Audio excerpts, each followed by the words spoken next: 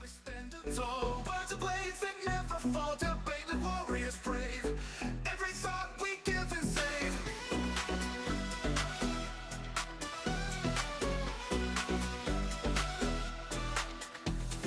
In the ring we stand tall, words of blades that never fall, debate like warriors brave. Every thought we give and save. Through the noise we cut clean, spirited mind sharp and keen, with a spark that lights the night. Join us in this epic fight. Welcome to the Spartan Arena, where minds clash and thoughts clean. In the heat of every word, truth and insight will be heard. Buckle up and take your stance. In this arena, there's no chance to escape the fight by law. Dive in deep and search for more. From heartfelt talks to fierce debates, we explore what fate creates. Side by side we seek the light. In the dark our minds ignite. Welcome talks to fierce debates, we explore what fate creates. Side by side we seek the light.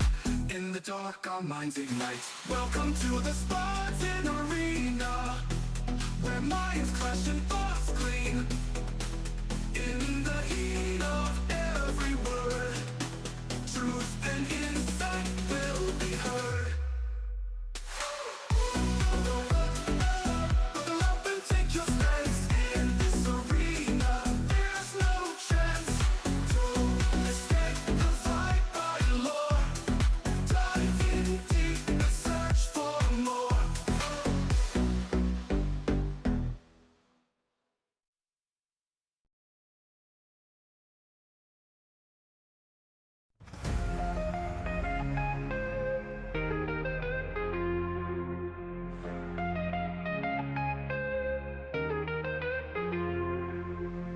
In the ring we stand tall, words are blades that never fall. Debate like warriors brave, every thought we give and save. Through the noise we cut clean, spirited minds sharp and keen, with a spark that lights the night. Join us in this epic fight. Welcome to the Spartan Arena, where minds clash and thoughts gleam. In the heat of every word, truth and insight will be heard.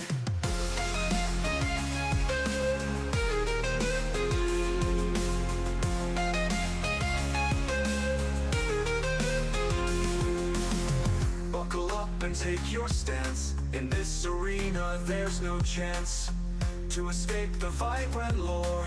Dive in deep and search for more. From heartfelt talks to fierce debates, we explore what fate creates. Side by side we seek the light.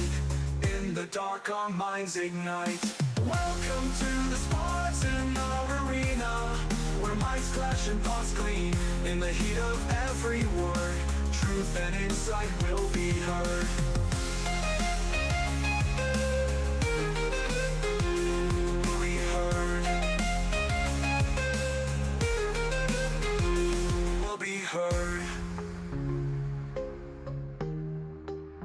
Will be heard. Will be heard.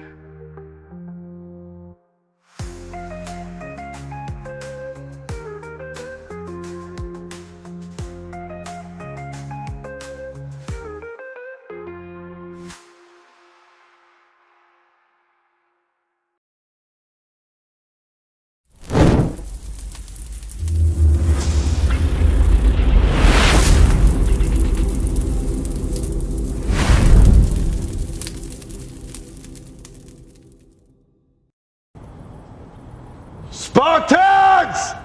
What is your profession?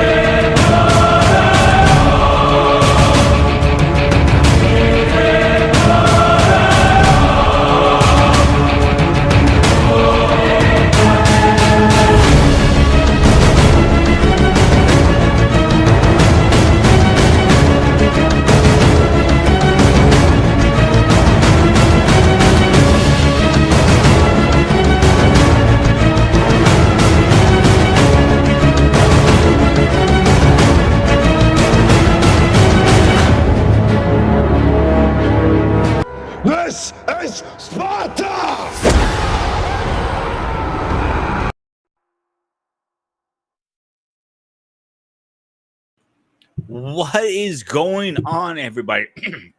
Oh, I even started bad. Let's redo this again. What is going on, everybody? We're back at it with another stream, another live. You know where you're at. You're at Spartan Institute Network. I am your host, Ghost or Spata. I can't do this by myself, of course. He's back there. He's doing jumper jacks. He's doing what little Groots do, little sperm Groots. He's gonna start screaming with Bear Paul. Tonight, we're not gonna call him Bear Boot. I'm gonna change his nickname for tonight. We're gonna call him Crybaby. Yeah, Paul. Mm-hmm. Bear Paul. Bear Paul. Good on, my man. How are you? Here, I'm all right. Here, the reason why goot never fit with me. One, I'm African. There's no goot in Africa. Two, the animal symbol of my nation either a lion, eagle, or who add a gorilla, so to speak. That's why I don't apply to the goot. Goot don't really fit me in that one. And I chose bear paw because there you go. I don't like this view. Why are we in this set? There we go. That's a lot better. All right, So goot David. number, yeah, and I can't be a crybaby either because one thing we Africans don't do crybaby, we do it ass whooping. Ass whipping my ass. You have things like you have a thing for asses, man asses, goat asses, No, elephant asses. it there have been video of us all over the web whereby we like to thump a mud pipe on people when we get caught on with So those. here's a funny story. It's a true story too. So I'm a big mouth in a way. Hmm. Don't agree with that fucker. I'm gonna hit the button already. So during, let's say, a little bit of an argument with somebody, and we changed words. I was disagreeing with him. We went from a friendly, disagreement to an argument to a screaming match. So he goes to me at one point when he starts screaming, "I'm gonna beat your fucking ass!" Like, what you gonna do, my fucking ass? You gonna whoa, whoa, whoa, whoa, whoa! I go to him. In America, we don't go near men's asses like we do. In Jamaica, I went to him. In Jamaica, you guys might do anal and men and all that bullshit. I was going, and so I see all the guys friends with his literally start walking, half one to the left, half one to the right, and they're looking. I'm like, we are not fucking with you now anymore. You're on your own, homeboy. So I kind of turned him gay by the end of the argument, and he was 5 against 2, became 1 against 2. No, we didn't do anything. We just thought it was hilarious. My friend looked at me like, dude, you literally just embarrassed him through his whole clique. I'm going, yeah, I know I did. You're gonna say, I don't know how you do that. well, it's me you're talking to. Are you I know. surprised? I'm not surprised because I know those things don't work with me. But It might if not work you, for you, but some people it will work. I know it depends on the person, the demeanor, and how they carry themselves. That is one. I've been aware of that for the longest. It's like your personality traits speak volume on how you conduct yourself, or how you act, or how you're being perceived by Mhm. others. Now, I'm not a big mouth, but I'm the kind of person that where I will say this: you don't want to come out of your way and think you can just poke the bear. No, that's the term. Don't poke the bear. 'Cause when you poke the bear, you be surprised what that happen. My phrase: either you don't poke the bear or you don't go to the lion den. Come to deal with me. And when with the lion den, don't come out alive that easy. But I found that people in society don't never pay attention about reading the room, reading the atmosphere, trying to understand how to navigate. I was told I'm a Trojan horse. I know what you mean. They would tell me in most workplaces I pretend to be a pushover, but in reality I'm not even a pushover. I'm more of a booby trap. not to be stepped on. 'Cause when you step on me or you think you can bully me around, do you find out, you bite off too much than you can chew, kind of say. And that have been my normal reputation because one, I'm a quiet dude in most cases. In some cases, I don't mind having a good conversation as long as it's worth getting to. But when we come to the throwing out words, throwing slang, or you want to intimidate people, sometimes you know who you can intimidate, who you cannot. Sometimes there are people background make them numb to intimidate. It's almost like we're gonna look at it like, what you trying to pull off? Like, what to do about it? And we just either we ignore you, act like you're wasting your time, or pretend that you're not even there.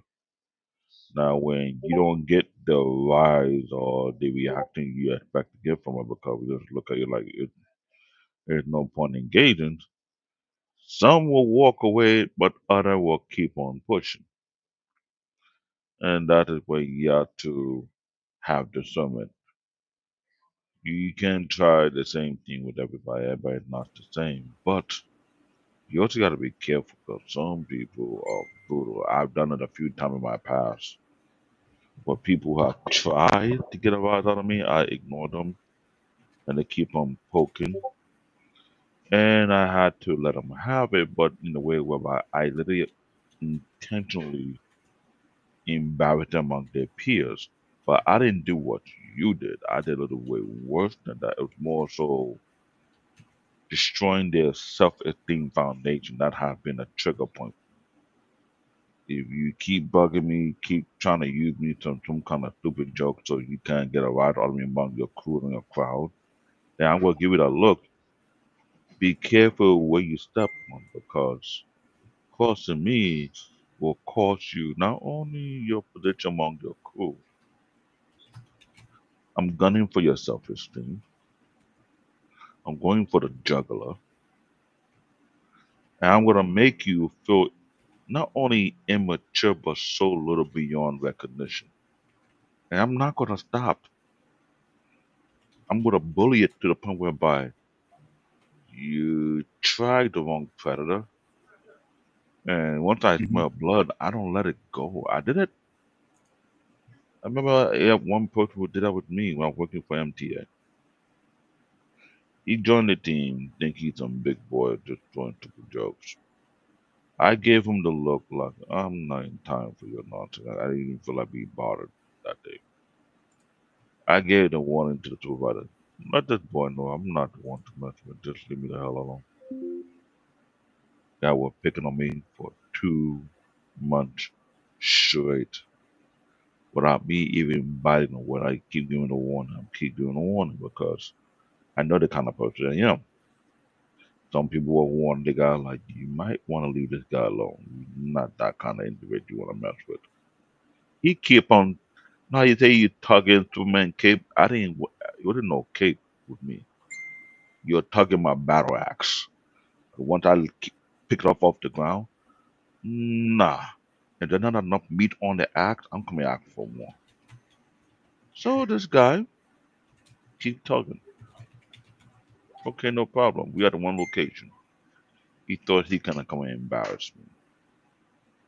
Little did he realize that I was like, you know what? This is the perfect time to just decimate you. Not only that, I went in on this guy, I roast the guy. I when I take term, when I say violated him, I Whoa, literally whoa, violated whoa, him whoa, so whoa, bad. David, David. This is a No, I know, I know. hang on. Let me finish. We're not going to X-rated like you want to this on this channel. We're No, not X-rated channel. I'm We're not being. only rated I R. know, I know. I'm just being rated R on the when I say I violated him. I was throwing the kind of jokes that you know how you go to the comedy club and you are a heckler and you think you You know, got it's funny you jokes. said this, and we're gonna get into the show after that. All my I know, jokes I got that I use in real life. I got it from comedians, mhm, believe it or not. I know, but you know the know the warning people give you. You never want to heckle a comedian, think you got jokes. I figure that comedian is a veteran. Except if you know how to get them. I did it once. Hang on, I hang on. know. So he was joking around about tacos versus gyros. I'm like, all right, I got you, motherfucker. I'm thinking to Mhm. myself. So this is a low comedian. He's not like Fluffy level or anything like that. And he got the joke from Fluffy, believe it or not. Fluffy has a similar joke on his special. Anyway, he's going on and on and on and on and on. I go, all right. He goes, you know I'm Greek, right? He goes, and he starts breaking a joke like, yeah. I go, yeah, you're a racist. You just offended me. And how many of you guys are Greeks? Like half this group raised up. None of them are Greeks. Everybody was in the joke. And now he felt stupid. So I go up to him. I go, by the way, I'm the only Greek here. We're just fucking with you, dude. He looked at him like his face turned so red from embarrassment because I got him so well. Yeah. So, all right, you want to get into the show or what? So, let's see. All right. Because I was looking at the title, I'm like, I got videos. I got things to talk about. And 5 things to keep quiet about. It could be anything, guys. It could be your wife. It could be your kids, your financial, a new job you're working on. Those 5 things are something about you that I cannot answer, or this little guy. Yeah, this little guy cannot answer either. Um, I'm 6 foot tall. How am I little? David, I'm over 200. You've reached your I'm over limit on 250 talking. pounds. Shut the fuck up. you've been good lately. Boom, blazing, middle You've finger. been good lately, but I think I gotta get you back in the ring. Yeah, but you say little, but Anyway, but that's like you're like telling a big bear to eat little. hang on, David. Seriously, things to be quiet about. It could be your health, goals in life, whatever it is. Maybe only your inner circle needs to know that stuff. David, go ahead. I'll give you the floor for a minute. Go ahead. No, I get what you're referring to, like things you keep to yourself, things you keep quiet about. That is very true. I think this is like a code of ethics or code of conduct when you're in any place, especially when you're out in or you're at work on a job site or you're at some kind of event or occasion. You can't be saying thing or doing thing or the creating a spectacle just because you want to feel in a place or feel like you belong there. I think that's what you're referring to because I believe in most places in working a job, sometimes you have to be careful what you say at work. Now, depend on how I would put it. I get it more like where you at the job. If you're a rookie, in most cases, you keep your mouth shut. If you are a junior, you can't give out too much information about yourself. You got to figure out where you sit in the totem pole, where you sit at the pecking order. When you're in there for a couple of years, then this is like, I don't know, year 2, year 3, you trying to open up. You got to be careful. Because normally, I would say this any job you go to, trying to figure out who's not. Don't be so open to open your mouth and just spill out information that you shouldn't spill out information about. Don't try to be a snake under the green grass type of situation because when that stick out too much, people hold on to it and have you on the radar system. And I see that at times people that things start to change a lot because something that you keep your mouth quiet or shut on something, you have other people snooping around for no apparent reason. And I'm thinking in the era we are in, there's no it's almost like there's no code of ethics anymore. There's no gentleman agreement like I mind my business, you mind your business. You get out of my business. It's like You're yeah, funny about that, right? I'm just My being dude, real. you It's with more today's society with social media and social. What? So, hang on, David. I know you're about to jump down my goddamn throat, but don't. with Pause. You've reached your limit on talking. Shut the fuck up. so seriously, you're about to jump down my throat. Um, nah, you're an asshole tonight. I opened a camera's room tonight. You and your booty calls, your men booty calls. Whoa. Pause. This is not a Diddy All right, case right let's now. get Let's away leave from the that X-rated another back to the rated conversation. R stuff, please. All right, so no, seriously, you're about to jump down. You brought it You're there. about to, jump down my throat. Not like that. Will you stop for a minute, please? Do you take it seriously? It might- Let Anger L be here and you say the same exact thing. He'll give the same response. You be like, what with people with social media, they're posting everything like, "Oh, I'm outside with my friend, my new boyfriend, doing this, doing that." You don't have a private life. You are on my personal social media, right, David? yeah, All right. How many personal stuff do I post? not so much, but it's more the regular stuff you I post post. mostly. Either I out here. repost videos from other content creators. Like the last thing I Yeah, but posted, I don't know if you saw the last thing I posted was a religion thing. Actually, and I don't really post religion stuff too much often. If you think about it, uh, no, anything is mostly I think of is either videos videos, yeah, or a lot of videos.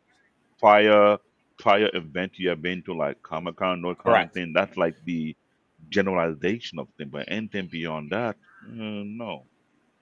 correct. Like a lot of videos I post are like, oh, or the new thing I've been in history videos, like the moments that this happened in history kind of thing. So stuff like that. Like I don't post personal stuff because I don't want my people in my goddamn fucking business like that. You know what I'm saying? Hmm. Obviously, as a content creator, people are in my life somehow. You know what I'm saying? And I'm okay with that. And you're okay too because you're a partner. You're part of this channel. You're my VP. You're one of my VPs. Paul's my second VP. So you guys are.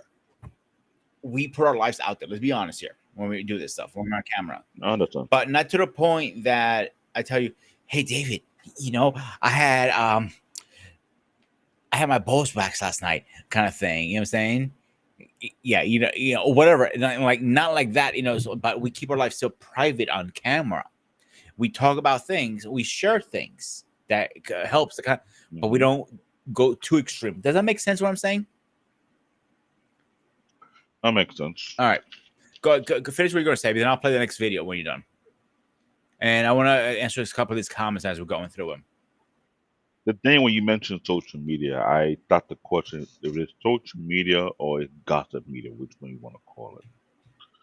Because I technically a lot of people don't know what it is. I work with one of the first social media platform that came out in existence called cardclub.com.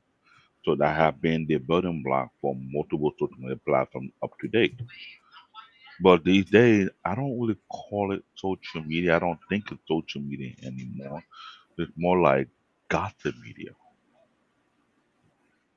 because True. let's put it into perspective. Facebook, what would they category Facebook? They take Facebook for old folks, people of my age group or above where they shit. I know you will give that look like Absolutely. this is where this where they say Facebook meant for old folks who want to share family picture among their peers and families. That'll be the type of social media platform to do that on. Instagram is almost for the next generation behind us who may have a midlife crisis or they still think they still got it after a certain age. Snapchat is for the younger generation, for the lack of foundation. Keyword, I mean, lack of foundation. They have no moral compass whatsoever. And as you look at different social media out there, they're all based on demographic or mindset. But what I see common on Hmm. all of them is it's all about the gossip. Let's be real. We have people who create different norms through social media that is non-existent.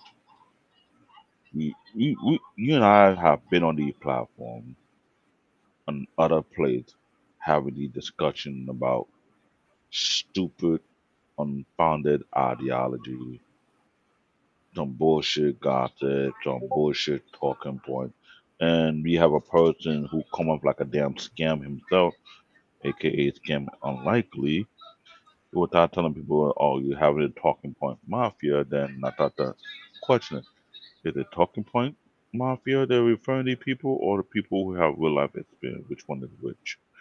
Because You I'm see, used to he speaking can on what roast me in two different ways. Some things he had a really good point, but when I found out he just likes trolling people online, I lost a little respect for the guy. and you're not the only one. But the thing is, when people do trolling, that's the first thing come to my mind.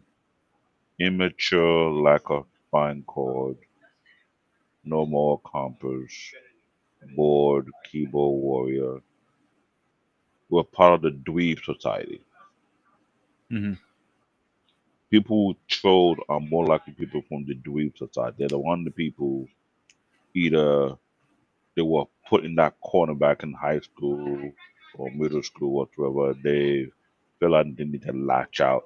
So want to have a avatar, they can pretend to be something they're not. Or there are people with low self-esteem issue in most Yeah, cases. Trolls are people who more likely lack the solid self-esteem. They feel like they have to attack somebody to make themselves feel good. That's why they get off on that because they themselves don't got this self-esteem that they're on their own 2 feet, so to speak. But when I've been on this lot of panel and I speak based on real life experience and what I've seen within the community, and I tell you, a talking point, I want to ask the question, is it a talking point or is it a simple fact that you don't want to admit it to the actual reality of what it is? Because what we see in on the internet, I can't call it social media no more, it's more like gossip media. People are becoming fake image of who they really are on the internet street just because they want to walk away or run away from their own reality. Hey, letting the boy, how you doing? But what I'm also trying to find it disturbing, this is a social experiment that's gone haywire whereby people are bearing a part of themselves. They don't realize when they're doing this, they're telling us something about themselves. They're showing that they lack foundation, they lack the core, they lack the well thought of navigating. They feel like they had to attack other people or compare them with other people or compete unnecessary competition, so to speak. We see this a lot. Let's talk about this. You see couple comparing them to with other people pictures on their own David, we're profile. kind of getting off the subject. Let's get back on subject. I'm just saying about some. Well, it's within the No, because subject, I right? have that scheduled for a later show about social media stuff. Ah, That's why okay, I no don't want to get problem. off. Let's I skip want that. to keep that part for another time. You know what I'm saying? But what I was trying to point out that we were talking about tiny things that I speak. We got people who blurt out information. You should never say on social media. Perfect Hmm. example. Remember I mentioned comparing. What do you see on social media? People like to do too much. Oh, my man don't do me like this. Oh, he don't do this like this. How come my man cannot buy? But where did that come from? Remember, we say silence speak 5 times. You need to keep quiet. Why will you blurt out what your man don't do? Just because you see someone on another person's profile and you want to compare. I was like that at one point, to be honest with you, David. But I want to go to his comments. I want to play the first video. Okay. I know, but Yeah. you get what All I'm right. coming from with that. Mariana says sometimes you have a put him in the person in the place and take them look stupid. Mariana, you know me pretty well. I do that pretty often, very easy. It comes natural to me, make people feel stupid and retarded. And Uh, her next comment, you have to keep quiet in order to achieve the goal, whatever it is, and avoid neglect input vibes from people that don't want you to do better. David, you got any feedback on that? that one is not happening. What I'm trying to point out. They keep quiet, right? Why are you throwing your man or woman under the bus on social media? Why are you comparing your kid with other kids on social media? This the topic. Silent speak, Yeah. right? But for some apparent reason, I know that the phrase called pictures say 1,000 words, right? But at the same time, anyone can fake it on the picture.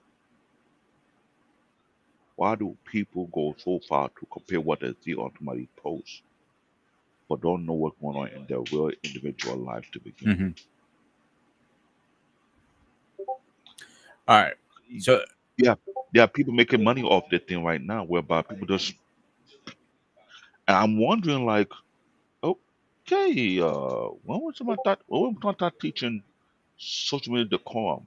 mhm. When to shut the hell up? It's literally like, Yeah. goddamn. So let's go to our next comment, and we got one more after that, and then we play a video. Not only personal activities, but also protection that one you are caring about family or a friend that shouldn't keep quiet and keep to yourself. And Mario, you're right. You're And right. You should keep a lot of things I to have to, I yourself. have to agree with that. I have to agree with that. I think the problem is certain social media platform was designed almost close to that same type of mindset whereby you know how you have features whereby certain group of people are allowed to see certain stuff on your profile. A lot of people like that. Yeah, Those things yeah, I need know to what you're come talking back. about. That need to come back because I know. Remember, I mentioned I tell you Facebook for old folk. That would be a place in case of one. For example, everybody grew up in one area. Everybody grew up in Queens, right? You moved to Pennsylvania. Another family member of yours moved to Las Vegas. A Another better person example for moved me is most to. of my family grew up in Greece before I was born. Obviously, my mom and my dad's family, and then moved here. Mhm. My uncle moved here, then my mom moved here, and then separated, and then that's a whole different story, of course. And the only way you can communicate or showcase a memory, you just post certain things so that when a person access your profile, if they're only allowed to see it, they can see some memory that's going on. Yeah, and oh, my little nephew growing up. That's what it's meant to be at one point. Absolutely. And I think for some apparent reason, these social media engineer or software engineer that run the platform decide to delete or remove stuff kind of filter that made it where everybody could be up in your business, literally speaking. Mhm. And I thought about that for a while. I was like, I wonder if you can have a social media platform whereby if you create a folder for family, only family members can see that stuff. And when who's not family member is not allowed to see it. What will be a setting that will be set in that way so it keep your life private but protected from other people from bearing in. That's one part. Two, some people don't want to get social media platform. What I've been hearing a lot lately, some people are fed up. So what they're doing right now, they canceling their social media platform, clearing their information because of identity scam. People are pictures are being used for multiple things. You don't know who's who anymore because everybody doing deep fake or whatever. That's be another part. Then if that's not the case, you can create a group chat, not a group chat. It's more like a group on between what come messaging platform, either you're on MS Team, I think they have that featured right now. Microsoft Team, they're doing something like that whereby you can connect with family members and only family members can share information among Mhm. themselves. You don't have to be posted on social media no more because some of that social media have gotten way out of Yeah. hand. So again, we're getting off track again. You're going back to that. Let's No, focus. no, I'm talking about keeping quiet. I mean, I'm talking about me to keeping Okay, okay, quiet okay. It because sounds like you're going back to social media. I know you when you get stuck on a subject, it's no, hard to get it's you not. off. And no. The thing is, I'm talking about how to not to blurt out You know what I information. call that actually? I could, I don't call it what? blurbing. I call it diarrhea from the mouth. That's Brooklyn Yeah. term. So let's go with a couple more comments. Let's say hi to Lady Noel. We went over that. Uh she's complaining I'm not highlighting her comments, but she knows very well it goes on both sides of the fence. You can comment on my channel too, and your comments will be highlighted. And the last comment I want to highlight her is David. What are we really talking about? We talk about things that people have now been taking measure because they're Silence is getting power. tired of people digging into their business, so to speak. Remember, the thing you cannot talk about or thing you want to cover to protect. Lately, these days, what's the term to call? Doc. That's the extreme form of people going into your privacy, looking for Hmm. things that to throw out in the public. Even though you don't try to put in the public, they just want to dig, dig, dig, dig, and Yeah, pull yeah. it out. All right, David. Let's go to the first video. All right. But Silence is power. Here are 7 reasons why being silent will get you everything in life. 1. You gain control. When you don't speak, you control the situation, your thoughts, your responses. 2. You listen more. Silence makes you a better listener, and that's where true understanding comes from. 3. You become unpredictable. People can't read you when you don't give away your next move. 4. You avoid conflict. Less talking means fewer chances to say something you'll regret. 5. You earn respect. People respect those who speak less but act with intention. 6. You observe clearly. Silence allows you to see what others are really doing, not just what they say. 7. You build mystery. When you speak less, people are drawn to discover more about you. If this resonated with you, subscribe to the Stoic Verse for more wisdom to guide your journey. Silence is power. that's come from a level of discipline. Not many people can practice that. From a talent and power, that's more like in the work environment. If you speak less, they say people will respect you. But at the same token, there are two sides to the coin, depending on what arena of work you are in. It's funny that say silence is power, but at the same token, in some job when you don't speak, they're coming after you as if that you're not partaking, you're not being involved. And I find that strange. You could be the quiet Hmm. person and don't want to speak much while you're at work, and you kind of like that for a long period of time. You get into meetings, all of a sudden, because you don't like to speak much or like to keep quiet, they're targeting you. So they're changing the policy so that whereby they're forcing you to talk, even though you don't feel like talking much. They want to put you on the spot. They want to see if you really here with the team or not, so to speak. And I've seen that a lot because there were some cases before I've been in like job whereby a lot of meetings I don't want to say another word. I don't like to speak too much because I want to observe everything. I want to understand what was going on. When I start to see the pattern, I start taking notes, start documenting things, I start documenting the pattern. Then when they time to put you on the spot to speak, when that time to speak and you try to lay it out there, all of a sudden everybody's like, oh, whoa. Either they feel like they got founded, or they feel like they got busted, or they feel like they got exposed. Now they want you to shut up. No. Why should I shut up? You ask for a suggestion. I came out and brought out here the probable procedure. Here are the flaws. Here what it lead to, and why we need to change X, Y, and D. And I think there will be the best policy based on observing, taking note, and I break it down and I explain each process. Do that, and you have project managers among you who are shitty at their job, and you speak in a way that I think you can do a better job than them, and they feel it. You know, you're not trying to do their job, but you bring a suggestion. They feel some kind of way. But before you did all that, they were trying to put you on the spot. Yes, silence is power. But in today's society, they're trying to force people to speak more often. They don't like you when you're too quiet. Cause you come out too scary, too spook, don't know who you are. Maybe you are undercover, so to speak. So they're looking for a way to figure out who you really are. That sort of thing. But it worked well among peers, among the people you just hang around with or you speak to. Sometimes better to keep quiet more often to listen. And the reason why silence its power works a lot more in the type of surroundings, it teaches you how to not only listen, but pay key attention to words.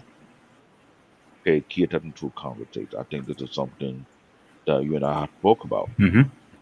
So You're on a panel and you don't know how to have a conversation. Listen first. Let the person speak their point all the way from start to finish so you can get an understanding before you yeah. respond. So here's a couple of my issues with not what you're saying with people in general. When you're quiet, they don't like that. They poke the bear. No offense. They keep poking the bear and poking the bear and poking the bear. When you snap the fuck back, they don't like it. Some days you're not in the mood to talk. For example, you just want to do your work. Like me, the last couple days, I just want to do my fucking work and go home. I don't want to talk. And they poking the bear and they're poking the bear and they're poking the bear. When I poke your eyes out about it, you don't get freaking mad. But before we could move on, let's get this guy in here. Ladies and gentlemen, please rise for our president.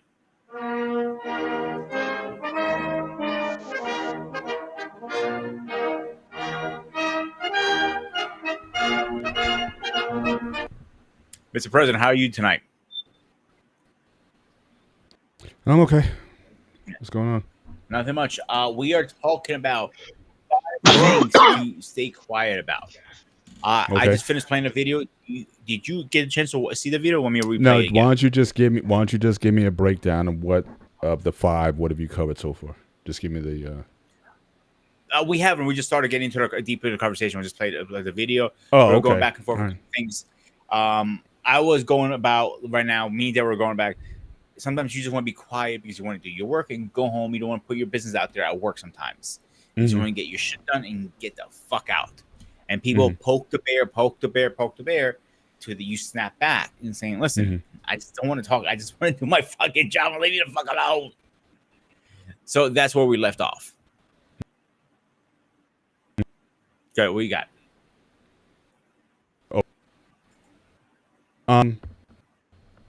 What specifically about that last comment? Working going home? In general, five things you think you should stay quiet about, in your opinion.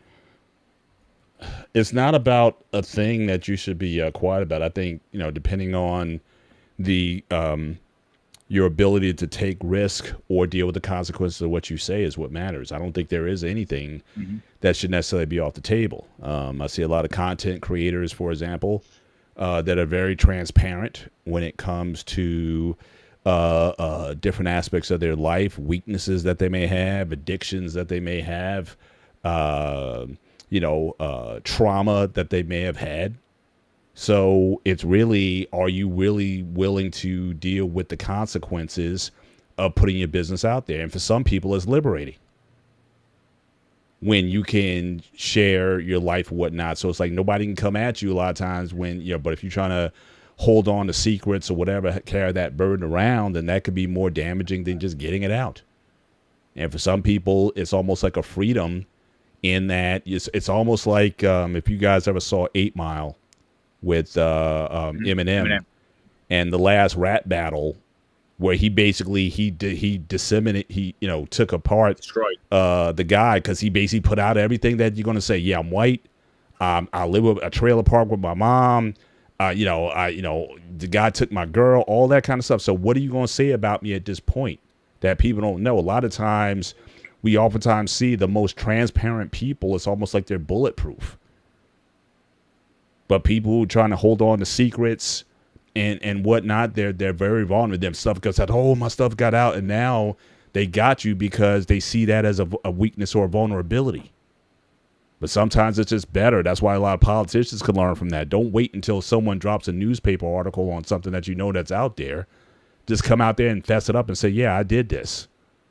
And you'll be surprised how a lot of times people are just willing to say, "Okay," and just kind of move on. But a lot of people, they just, living a lie and they keep the lie going, and they just don't, they just don't want to deal with the truth and deal with it as it is. I was just listening to some debates lately, a lot of just different Christian debates, and talk about history and whatnot. And a lot of these guys, they're very protective of Christian history, but Christian history, especially for someone like myself, is messy. But you want to just hold on to it. It's like, no, little guy, stuff really wasn't that bad in the past. And the church fathers, yeah, there was a little bit of people. It's like, why did you have to have abolitionists if the majority of Christians were doing what they were supposed to be doing? You wouldn't need abolitionists then, if that was the case. So again, just be honest. I think people, you just don't want to be honest about what the real is. So I really don't think there should be anything off of the table. If you're really to confront it, deal with the burdens of it. One, you'll be surprised how many people can relate to what you're saying, because they might be going through it, but they may have been embarrassed to talk about or share something because of how it was going to how they were going to be perceived, and now they can go up there and share what they want. So that's one aspect of it. The other aspect would probably be just understanding your surroundings. Yes, I do believe in wisdom and certainly not saying too much. I think there's a time, especially in a workplace environment, in a new place where people don't know you until the relationships are built. Yeah, you might want to keep some things, somewhat close to the vest in terms of who you are, just understanding the sharks that might be swimming in the waters looking for blood. So I think there's a good one there, Paul. There's a time when you need to be shrewd. Bible says be, gentle as doves, but sometimes you got to be shrewd as a snake.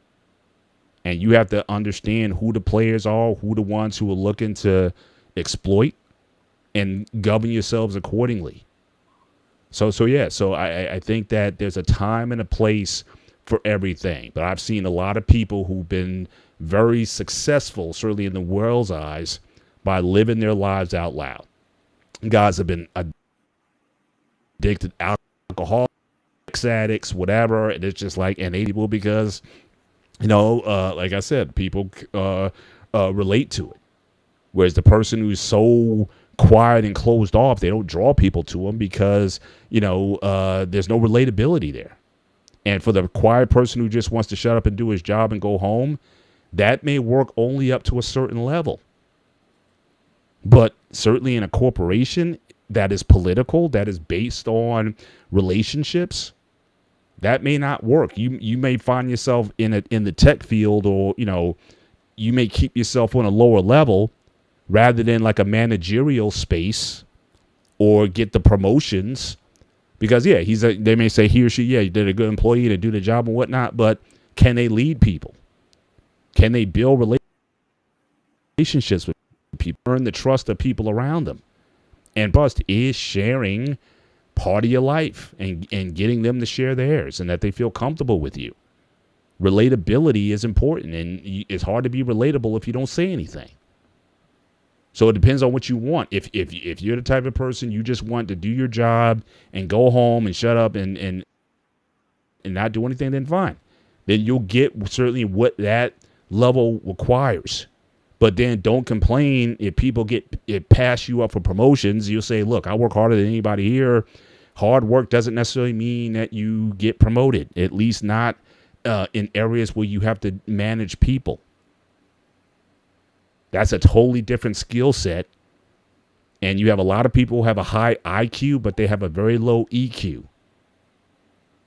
And people just look at them as, hey, just let them do their job, and that's it. I got people at my job like that. Just come in, do their job and whatnot, and nobody talks about them. Nobody invites them to anything. Nobody bills because they just stay to themselves. They stay in their own lane. I'm like, okay, stay in their own lane, but okay, don't complain then. And people don't. When people don't invite, so don't get upset when you get passed up. So again, you can work yourself to the max of what a position pays. If you want to do more than that, you have to outperform and overdo what that position does. And a lot of times that requires you to get out of your own comfort zone and be in places where people can see you. They can not only see your work, but they can see your personality. and be willing to share stuff. But yeah, I mean, you'll be surprised. I think a lot of people feel like they got to hold on to stuff when oftentimes they really don't. See, And you'll be surprised how many people can relate to what you're saying. you just put something in your prescription for me, Paul, because I never thought about it like that. You know, be a little bit social butterfly, in other words, to move up in the ladder. Because I think there's hang on, I wouldn't go there either. okay, There's levels to this. There is, you don't want to get to the status of being a gossip, no, I'm not saying gossip. because again, if you get, but you said social butterfly. I mean, a lot of times meaning, that, like, you're talking about comic books at work a little bit, or gaming. yeah, like comic books, sports, whatever, or Yeah. just like your own life. Like, yeah, how your kids, your kids going to That's school, what yeah, I'm mine just talking about. graduated, yada yada. Yeah. I'm just saying, right, just to be able to again have relationships, Correct, to correct. build a rapport with people that's just personal as well. Because again, we are humans, we're not robots. Now, again, the way things are going with AI and whatnot, it may get to that point where humans aren't necessary in certain occupations. I'm working in some warehousing stuff, and they got these robot things going in the warehouses and doing stuff. No guys with the forklift and all that. The robots are doing everything now. So again, that may come to a point where that may not be necessary. But again, you cannot replace the human relational part of it, if you want to have successful relationships. And again, when it comes to management, now again, there's certainly people who don't belong in management. And certainly I get that. But those people knew exactly who to talk to, or at least who to build a relationship with or whatnot to get that. I mean, it's don't expect fairness oftentimes when it comes to these situations. And some people still find that there's glass ceilings, that there's different things. So also be mindful enough to know that there might be certain things that you cannot do. Even in 2025, me as a black American man, as tall as I am, I know that there's a way that I need to conduct myself and work that someone else may be able to get away with, but I cannot. If I acted emotionally, then people may take that emotional response as something to be fearful of. If you're a 5'2" white lady, then you can fly off the handle and people just don't bat an eye. But if a brother raises his voice in the workplace, that can be intimidating to people. And so again, I have to be mindful of that as well, how I conduct myself.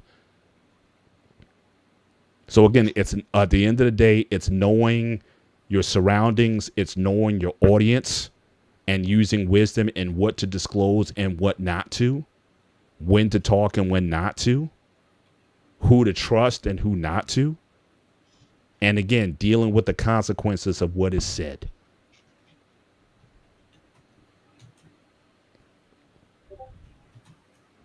And that is putting things a little different in perspective for me about silence. Because I know a bunch of chefs that moved up because they network themselves very, very well. That's an argument statement. Now, do they belong in management or not? That's a whole different story. I say 9 out of 10 probably never belong in management in their lives. 1% does. But that's that. Before we move to the next video, do you guys want to say anything else before we move on? David, Mike.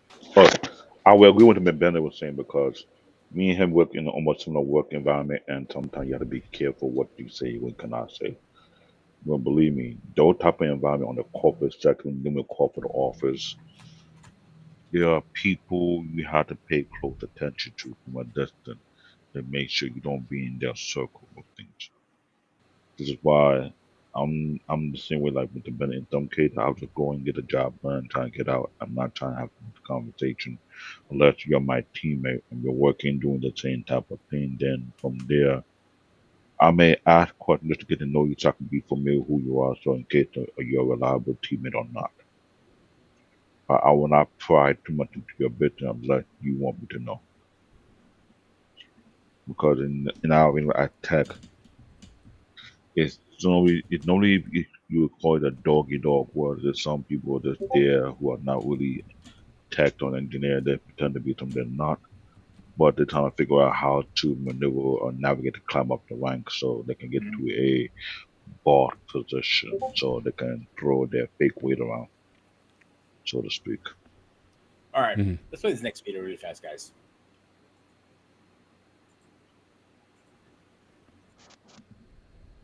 5 things to keep quiet about. Number 1, your next big move. Number 2, your love life. Number 3, your income and bank balance. Number 4, family issues. Number 5, your life goals. 5 things to keep. All right, guys, who want to go first? No, Mr. Bennett. Paul? I think I probably would agree. I mean, again, it depends on the setting. Or it's just But I think certainly, yeah, ink, yeah, what you're, I mean, that could be, that could certainly be explosive. But as far as your life goals or your ambitions, again, depending on the audience that you're around, I mean, there's nothing wrong with being, ambitious or letting, certainly your supervisors know where would you like to go, in the role that you're in, and where would you like to ascend to, or sharing what your goals. I think that, but again, who you share that with, if it's a coworker or coworkers that you're tight with, yeah, I mean, sharing issues, yeah, your love life, I don't see how that's, that's a fairly common thing. I mean, I got women in my office, they all admitted to me they're divorced or whatever.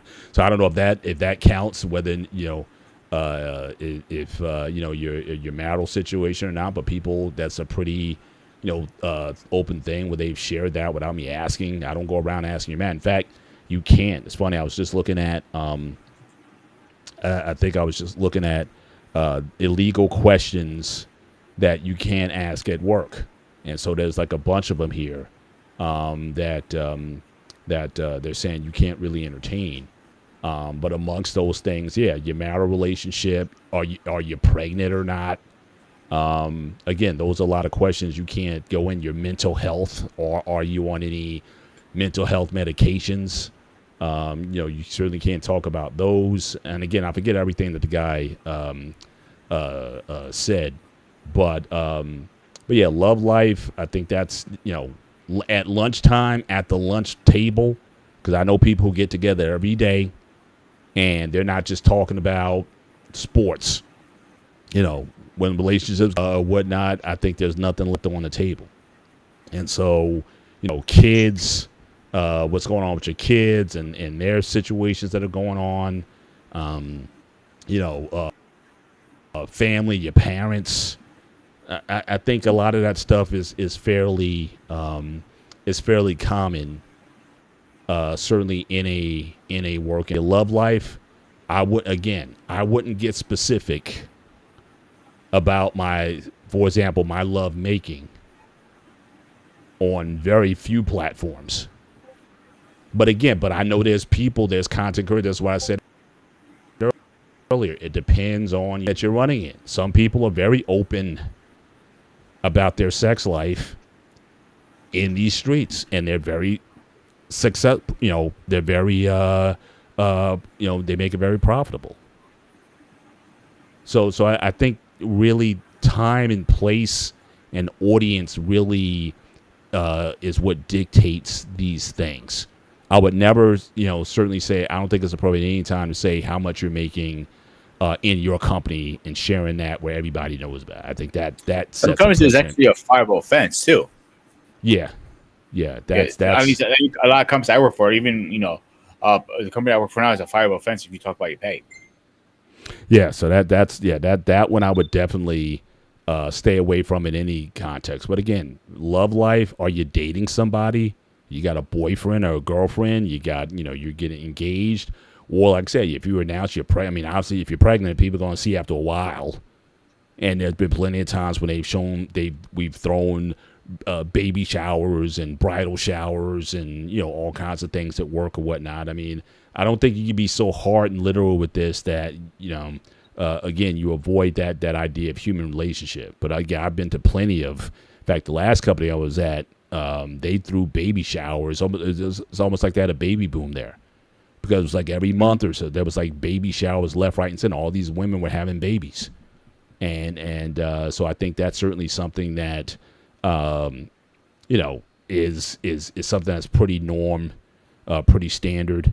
Um, with that. But outside of that, health stuff. Like I said, if you got some major health issue that's not necessarily visible or whatever, medications that you're taking and whatnot. Yeah, I don't think people need to know that. Need to know that stuff. But if you have but at the same time, obviously, if you're disabled, people are going to see that.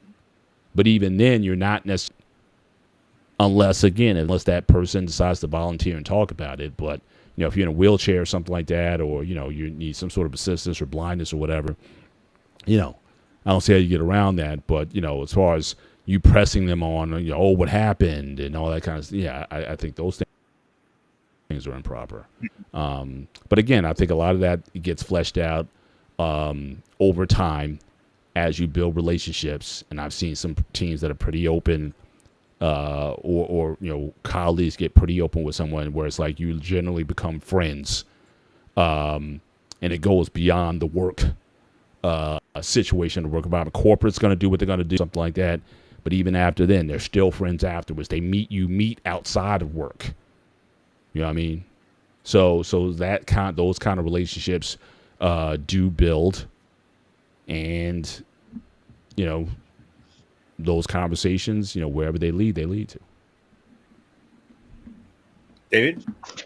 I will agree with him, but I'll look at it based on what he mentioned, depending on the environment you're in.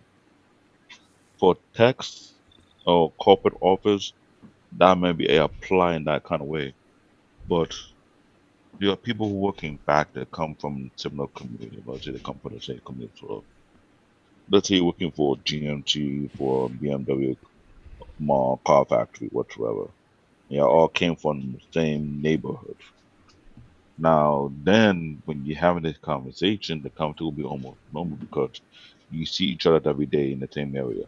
Either your next door neighbor or the house down the block from there, whatever. Your kid go to the same school they go to, and you have regular conversation what's going on within your neighborhood, so to speak.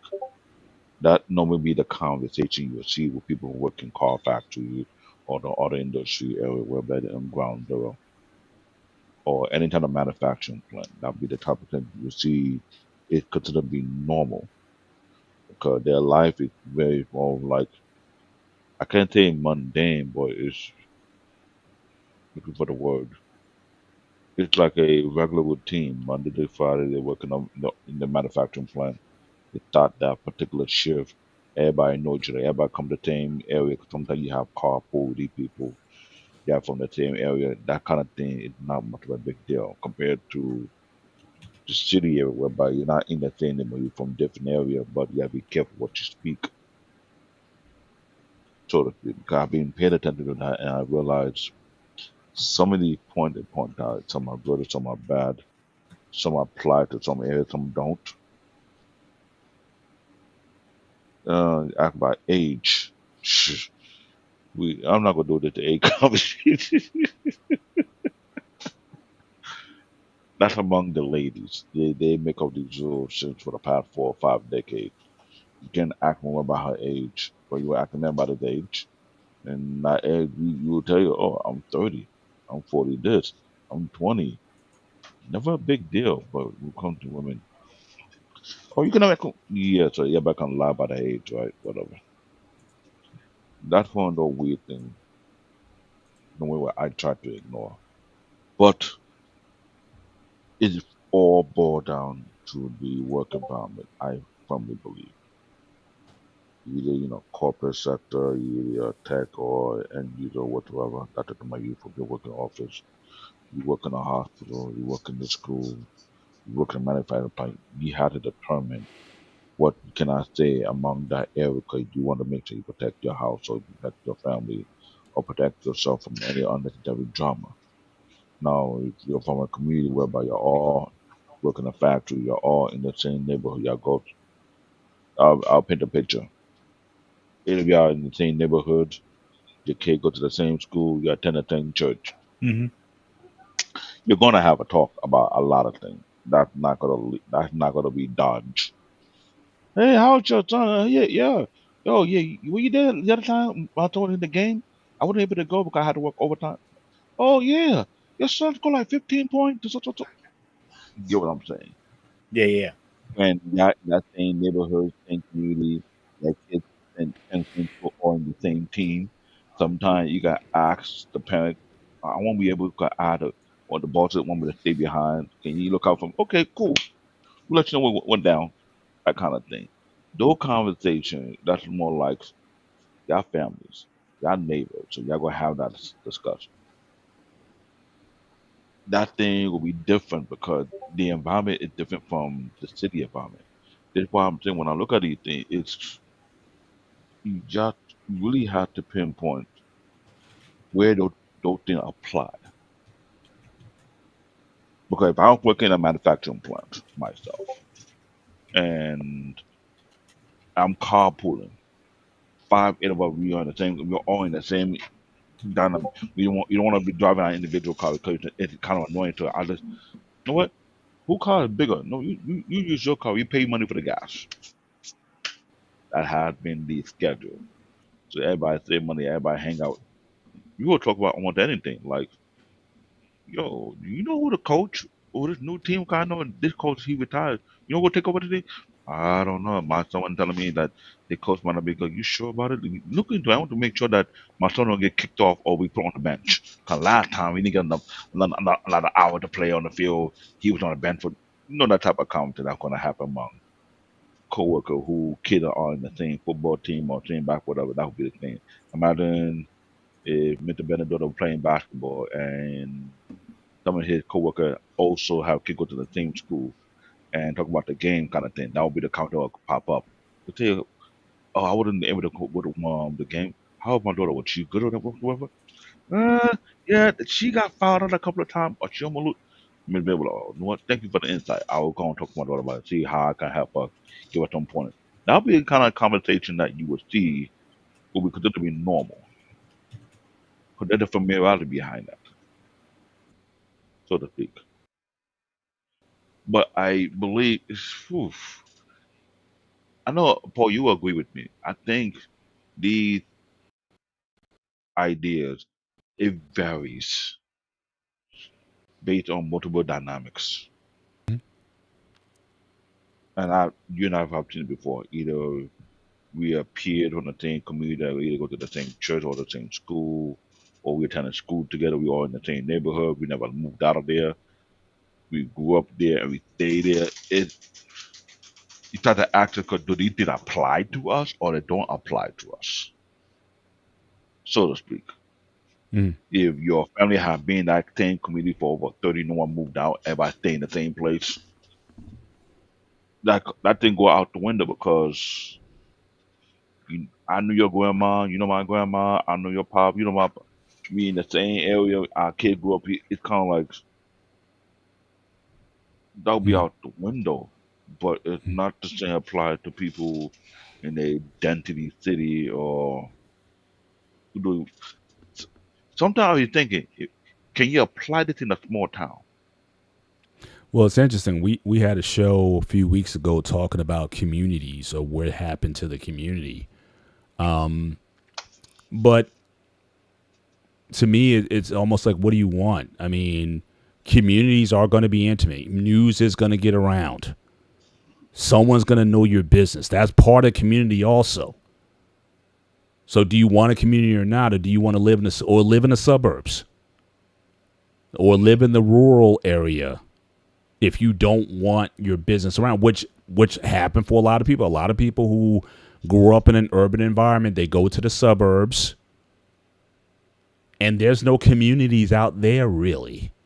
In fact, the wealthier the suburb, the less likely. It's not like you got these people with these big houses and they're like compounds. You know what I mean? Like back, especially, I remember start seeing this back in the 90s where people stopped going to, if you wanted to play, you went to the playground, you went to the park. And what started happening was people literally started building parks in their own backyard. Now again, I grew up in an area where you had community swimming. Remember the community swimming pool? Did you have a community Hmm. pool? All them people you couldn't swim, and people just in the water because there was too many people to swim. But that Hmm. was that's what you grew up with.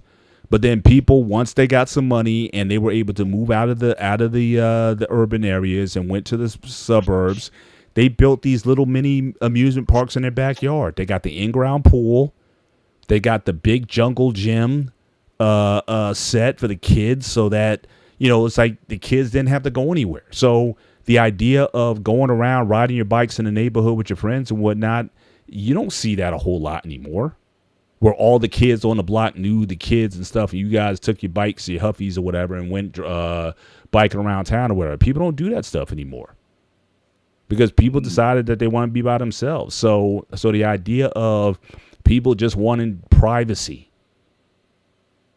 certainly, I think more so than anything else, ended the sense of community. I But in a community setting, a true one where everybody knows your name and everybody know so and so, and your kids know their kids and their kids play together, all that kind of stuff, and what the kids are playing, the moms are chatting up or whatever.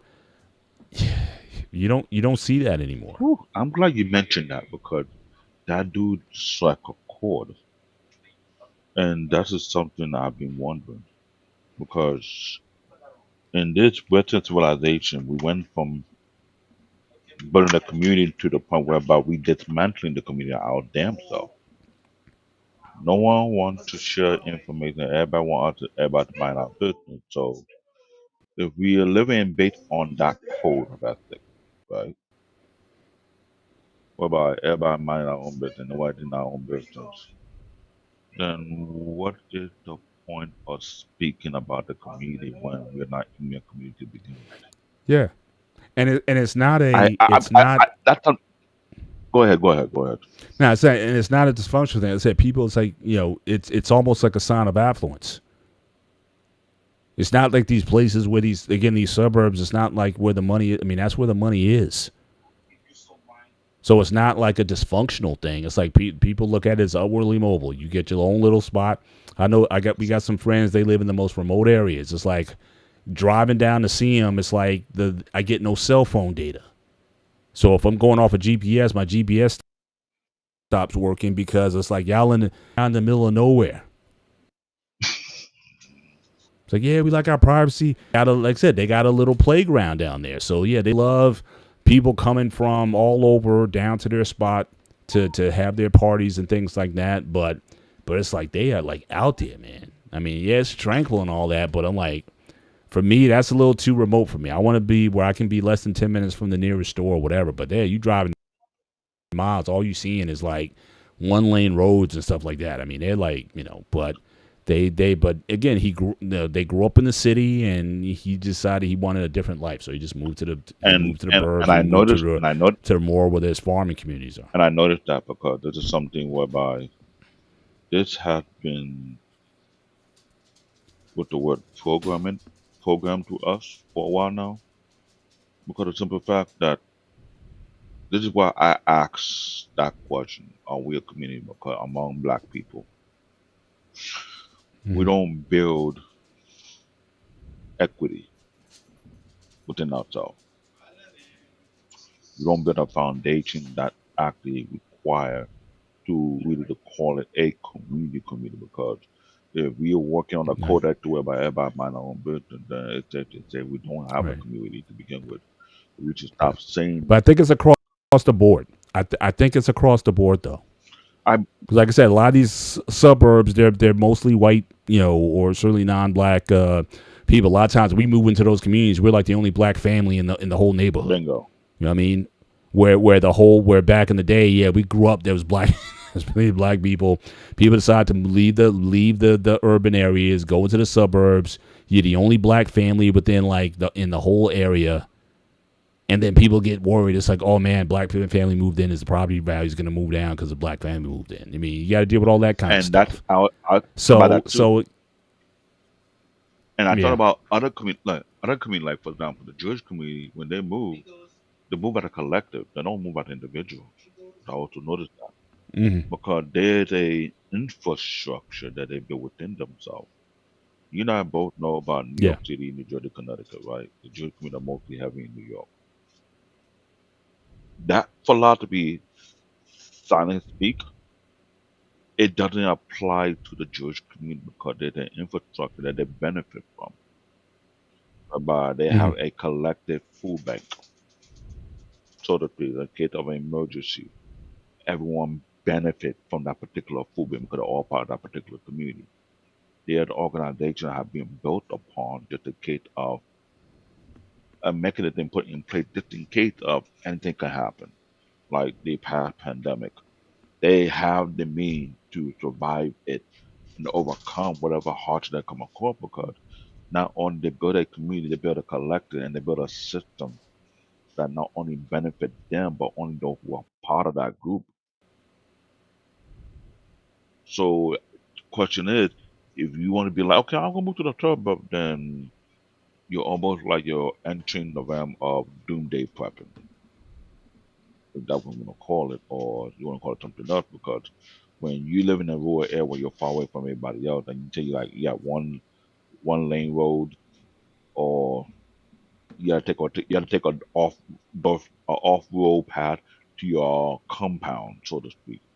That mean by all means, you more like you're cutting yourself off from anybody else. You don't trust nobody. You more like don't tread on my property type of mindset, or be careful when you trespass onto, because that's one thing. Now, the Jewish community are not different from the Native American community, whereby they're doing the same exact fundamental. It's just a community, it's a neighborhood. They have things in place to protect their own. Now, this topic, you can flip it on many angles.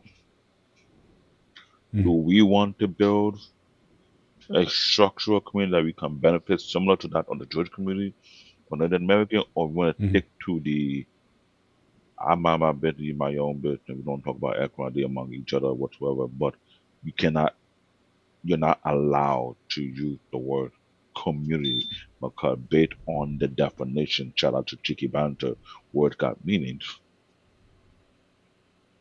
You really have to be careful what you put out there because I have avoided a Yeah. lot of these platforms because I used to be on there and I thought to stay off there. It allowed me to think and ponder more. This topic today is something that you really, really have to sit on this a little bit more, especially of our demographic, because the fact that they keep quiet, if that's the case, then it's safe to say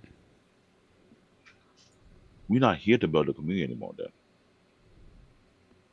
these See, five this is a dogs, catch-22, David. In a way, if you're too quiet, you can't build a community. Yeah. If you're now vocal, you're too vocal, then people already know your business. You have to find no, but the but balance. but what I was saying Yeah. earlier before, And that's the point I was the making Jewish earlier. community, Yeah. this don't apply to them because everybody's like part of one group. I think Well, even then, but the thing is, I don't know if the conversations are such. Like, does everybody knows everybody's business? I guess that's the question. Do people have? I mean, there might be a code of what you can and cannot Like talk a village. about. I don't. Like Again, I don't know all of what that dynamic like a is, but there might be some taboos that some lines that you don't cross. There's a code, or there may be a code there that people know enough that. So again, if you're gonna have that, you're gonna have to have that sense of, yeah, we moving together, but we got some codes of conduct also where again these certain areas that you don't get in, that you don't get into, because I know a lot of ethnic communities, especially criticize Americans back, says y'all talk about everything. And it'd be like there'd be stuff that's, I mean, stuff is like hush hush. Like if a girl gets pregnant in that community or whatever, she away. You know what I mean? Oh, she went. Everybody keeps stuff like really tamped down. Now again, how healthy that is, I don't. I'm not going to judge how healthy it is. Not. I just know that a lot of people are a lot more secretive, and what oftentimes happens. I think this is also one of the things that also happens with, as I've talked about in the past, a lot of children of immigrants that have grown up in America. a lot of times they will find out the reason why there's also a pull away from the culture is because they start to learn after a while that there's been a lot of secrets. Mm-hmm. And when they see those secrets, it's like, oh, what, grandma was what? Oh, what do you mean? That grandmother has kids by who? Oh, this, that, Oh, oh, this happened, that happened. Oh, you know, like all this stuff that be happening, stuff be coming up, and they be like, oh, this is all kind of thing. Now, again, societies, though, have been built, ancient societies have been built up for hundreds, if not thousands of years based on secrets. Like the United States has secrets that, again, we'll never know that Kennedy file. Stop asking for it. It's been 60 years. Freedom of Information Act is out. All that information should have been out. They're not releasing that. Because again, that's how some societies have been able to stay together. But when if someone finds out, it's like, oh, it's like, so no, it's like, I don't want to be a part of that because it's a lie. It's like a storefront. It's a lot of culture and tradition and whatnot, but the underbelly is very ugly if you knew everything that was going on.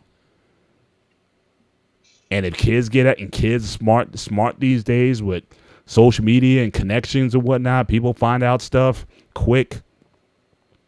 And you'd be like, Mom, why didn't you tell me about we don't talk about that here. Well, if I'm not mistaken, please correct me if I'm wrong here. Is it pretty common in the African American community here? Like, oh yeah, he slept with this person, I slept with that person. Oh, by the way, that's not really your brother. He's actually your stepbrother, stuff like that. You know what I'm talking about, like the King Smith situation, for example. It happens, obviously. Mhm. Now again, whether people talk about it openly or not, that's a different question. I think people try not to talk about that so openly, and you see like the big flare-ups and whatnot when stuff does come out, when stuff does get leaked. Like I said, you go to the funeral and then you meet your step siblings that you didn't know, and that can cause a lot of consternation and issues and whatnot when those things come out. So it is what it is. You know what I mean? But for a lot of people, especially again if you live in an urban area, if you're in a poor area, a lot of stuff comes out again. But that's why again a lot of African Americans, you get to a certain level of success there. Yeah. Because you didn't want your biz, because you wanted the space to kind of just start over or start a new life or whatever. So yeah, I'm gonna leave the five boroughs and move to move to Jersey or some other suburb somewhere or whatever, and you just want to start over. Yeah. No, when I moved up here originally, like Mount Pocono, you probably hate it because it's more the boonies where I live. I've been now. up here. Yeah, I've been up there. Mount Every Lodge and a lot of the resorts so up there. I've been up in that area. The closest. So I know what you're talking about. No, it takes me 15 minutes to get to the stores, 20 with traffic. That's a hike for most people. Now, when it came down to like CQ, for example, he used to live a place called Newfoundland. That was 20 minutes from me, and it was like back roads. That's the only way you can get there. When I looked at him like, yeah, dude, you get any more woodier? He goes like, I just want to get away from people. Now, when he my sister and her husband did that a few years ago. Because they lived in Manhattan, lower Manhattan, when 9/11 happened. Changed their whole thing, so they moved up to like Mount Washington. Fort Washington and in Jersey, just totally different from where they were. They were just kind of, they just didn't want to be part of that environment, even though all those years up there they loved it. But when that happened, they were like, we need a change, and so they just went in a totally different direction. But that's what happens. When I visited CQ in Maryland after he moved out of PA, and I go up to like at the time that area here it was still growing. It was like one house every few blocks. Now it's a whole different town, obviously. And I went up there. I'm like, dude, can you get any higher in a mountain? And he goes like, I like staying away from people, bro. And but now he's like, he has a couple neighbors here, a couple neighbors there. Like it's like everywhere. It is like they're like where you live. The neighbors everywhere now. And stores only not 5 minutes away from his house and all this stuff. They really grew the area.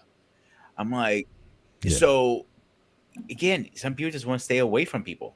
Like they Just want to get cabin and just want to relax and be quiet. There's nothing wrong with that either. If you really think about it, Paul, there's nothing wrong with that. If that's your cup of tea, that's great. Me, that's not my cup of tea. I'm like, my cup of tea is playing video games and relaxing, with my buddies. That's my cup of tea. You know what I'm saying? Like, I know you don't drink personally, but like, we had a couple of drinks, laugh, nothing crazy. You know what I'm saying? Like a barbecue. To me, that's relaxing. I'll keep quiet about that. Sure. Because I don't want everybody in my house. Yeah. I just want my inner circle to show up. You know where I'm going with this? Yeah. But let's get more personal. So in those settings, so again, it's like things that you shouldn't share. Now again, relationship stuff. Now some people, again, it's like, if you and your lady are having problems, who do you share that with if you share it at all? I know some cats, they're like, I would never know. They'll talk about what they've done, where they're going, but any internal stuff, like, I don't think, I got a lot of guys who'd be like, if they were going through something with their lady or whatever. Now, again, some guys do. But should that be off the table when you're with your friends about your wife? In fact, I'll make it very specific. If it's not your girlfriend or just some girl you just with or just smashing or whatever, I'm talking about your wife. Should that be off limits in a conversation with your friends or your spouse, just in general? If the spouse is having problems, should she be talking about her husband to her girlfriends about what's going on? What do you guys think about that? So, me personally, it depends if you're in my inner circle or not in my inner circle. My inner circle right now evolves. I'll name them right now: CQ, King Smith, Paul, the president, David, Rob, Dimitri. Those are the 6 that are involved. That's a big circle. That's it. Nothing more than that. A lot of time, your inner circle. I'm kind of like your inner circle. I've always been thought inner circle should be certainly less than 5. Personal preference. That I keep it to 10. Me personally.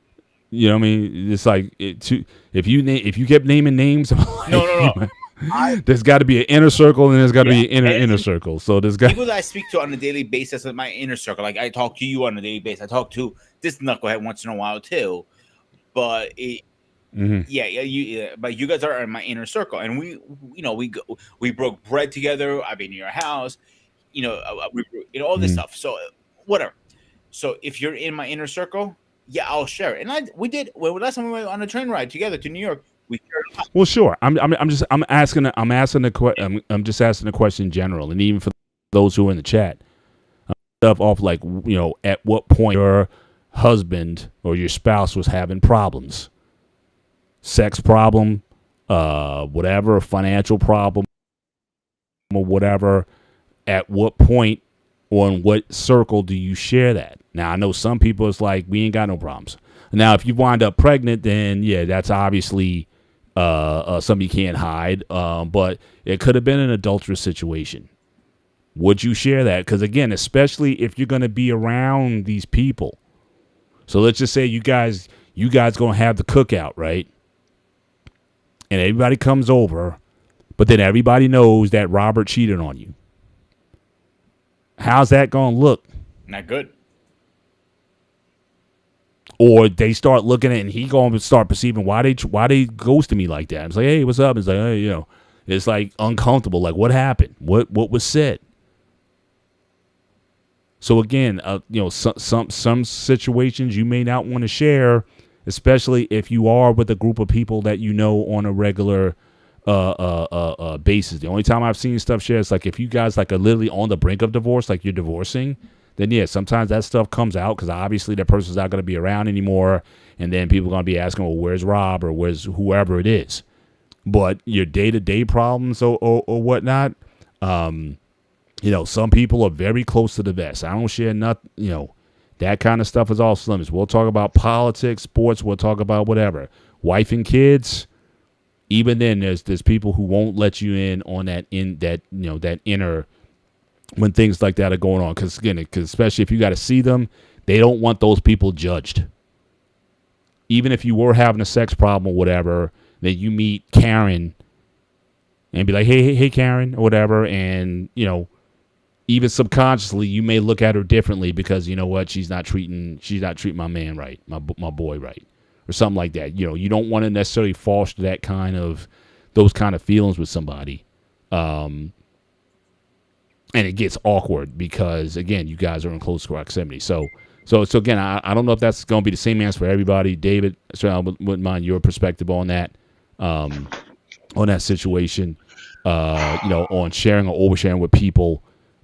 On like I said, when you got personal business like that, relationships, spouses, kids, or whatever, some people are like off limits with that. Some people sometimes overshare, but then again, that creates situations that especially if you got to be around them. Ugh, do I really And want to be here knowing what I know about and this situation? and this is why I'm glad that it's being talked about, because if we were to go overseas to be part of a different type of community, like a village, my culture's aspect of it, everybody almost know your business. Everybody know who's your mother, who's your father, who's your sibling is, where you go to school, who you get married to. So in case of an issue, you bring that issue to the elder, and they will sit you down and trying to mediate the problem so that it don't go too far out of the village, so to speak. If you're a woman with stepping out of line and she's cheating, then that'll call all the elder women to deal with her, right? Because they're the matriarch of the village. You got the patriarch of the village and the matriarch. You got the elder men and you got the elder women. When a woman is stepping out of line of her duty, what's supposed to be in a marriage, Hmm. the elder women will drag her in the middle and they go to their separate meeting place and the men stay out of it. The elder women are dealing with that woman for her own person. As for the man, he had to be among the elder and they will sit down, talk to him, that kind of. This was the dynamic that built a culture, that built a community, that built a legacy and a foundation that is completely different what we see here in the US. Now, here in this country, people don't want people business in people's mouth. I get it. That's the westernization of seeing things, but on the eastern way of seeing things, what culture dynamic, there is a level of equity that is built over time to the point either it's good or bad, where it deal with more inheritance, it deal with legacy. Your forefather might had this plot of land that been passed down for multiple generations, which is part of that community. The elder know your family name and know how well influential these people are. So in case of anything, they can be like, no one can touch the person's land. They belong to the social family. They're part of this community. No one to trespass. If you trespass, you're dealing with us. That is the aspect of what a village has, whereby there are things that are left behind for multiple generations, and along that, that bloodline still exists. That property still exists. That land still exists. The village elder or the chief have a say on what can happen.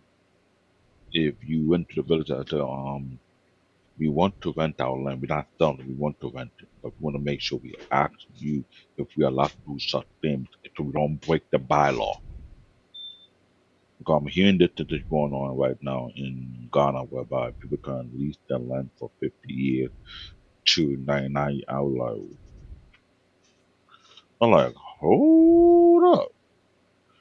Now, not next level, but that come about based on the village, the community. They have built a level of equity whereby now they figure out where they can profit from it. I mean, I don't have to be there. You want to use my piece of land that I have? I will lease it to you. Just make sure you pay your lease. This could be for 50 years. So that document will be passed down to the next head of your family, and they keep track of the lease, so they make sure we get that funding. Now, me hearing and seeing that, it got me thinking they are now taking their community to the next level that never unheard and never been thought about that could be possible. How come we're not practice such thing? But then again, can we practice such thing in an area whereby technically the government don't let you keep your land? Your land is based on a lease or whatever you want to call it, a mortgage, whatever. You can never fully own anything in this country, so to speak, except for your car. Not even that sometimes. That's what I'm saying. But when I hear that concept over there, the first thing that to my head was like holy shit, that's next level. No, this conversation, no matter you can flip from many angles, you can apply this in that type of conversation. That become non-existent because there's a level of protection in that village. Because everybody know everyone in your family. You know who, and sometimes I hate to say that. Let me just put Paul in that perspective. He got daughters. No one allowed to step up to the daughter and let you meet the criteria. So there'll be too many gatekeepers that are like, oh no, you can't date my Mr. Bennett daughter. There's a criteria we have in our village. You gotta step up to the plate. If they ever think you're good enough for this man's daughter, you will bring him to you think he's a good suitor because we found out X, Y, Z. And what they do, they did the investigation for Mr. Bennett because his daughter are single, there's no suitor yet, but they want to make sure no one come, get to come correct, so to speak. Everybody watching out for everybody, so to speak. That's the dynamic that built in that village. So imagine the poet in that environment, he has three daughters. Shoot! Imagine what these children had to go through. They gotta go through all type of undercover interview. People are spying on making sure that you're legit. You're not no fraud whatsoever. Because no. You're not gonna marry our. They take our daughter because they're coming from our village. They represent us. We're not gonna disgrace our people because you disgrace our people. We're coming for you, kind of thing. It's more sacred for you guys. Bingo. Because the more I listen to the news and listen to what's going on in different communities in Africa, the more I start to question which one is beneficial. Going and seeing this topic right now, remember I said you can flip it. If we go down this route, you are setting yourself up whereby you're isolating yourself more. There's a level of isolation that will be it'll either be high or low depending on how far it goes. Is it beneficial for you and for your family, or it's not? These are things that I tried upon. I'm trying to sit my head around, and sometimes I need more information to digest so I can get that level of clarity and see the mechanism in place. Mhm. Because when I see those type of communities, I don't know if it necessarily boils down to right or wrong, though. I mean, and, it just there's trade offs, and right? you're correct. There is trade off in If that. you want, like I say, if you want that community to propagate and to continue to propagate, like I said, a lot of Americans or Africans who grew up in America are not interested in propagating the community, at least not in the strictest sense. They don't mind some aspects, the music, the dance, the festivals, the gatherings. But again, marriage, they're just not feeling it, man. I mean, the idea of suitors, coming for your daughter or whatever, these girls don't want any part of it. They're like Americanized that way. They don't want an older, like you're 22, 23-year-old girl, your suitor could be 40 years old. They're like, I'm not marrying someone who's 40. I had a niece. She went through that because her father's Igbo, and his mom tried to hook her up with a guy who was much older, So again, there's certain it's going to come with pluses and minuses. If you want to be part of that structure, then yeah, things are going to be known about you that you may or may not want known. There's a way that you move that on certain aspects you can certainly appreciate, but people, I think, certainly these days they value privacy much more, and I think that goes with again an American ethos, independence, self-reliance. And you That hit is on as the American as it gets. The you individual versus the collective of the community, unless it's like wartime or something. And yeah, we all unite, USA and all that stuff, or sports or whatever, World Cup. Yeah, and we come together on certain things, but it's individual rights and individual liberty trumps all, no pun intended. and you And hit it that on the nail when you is, said yeah. that. I have to agree with you. You hit on the nail because you and I have caught on this topic many times. But when you say right that you hit it on the nail because it's not just I'm considered to be first generation. The other who are first, second, third generation accepting the Western way of thinking they want to do, divorce themselves from their culture or background based Mhm. on secret they found out that's rubbed them up the wrong way and they don't want to be a part of it because they found out if they were going on for so long and everybody knew about it and everybody was doing this, Mhm. do I want to be a part of that? Yeah. No. And I Especially totally given what they agree. grew up in, because again, in America, it's so contradictory to, again, like an American value system, that it's hard for them to wrap their brains around it. Maybe if you grew up in that and you were entrenched, you knew that from young, that there's certain things you don't talk about, there's certain place you don't go, there's certain things, business you don't need to be in. Now everything is such information is like available to everybody.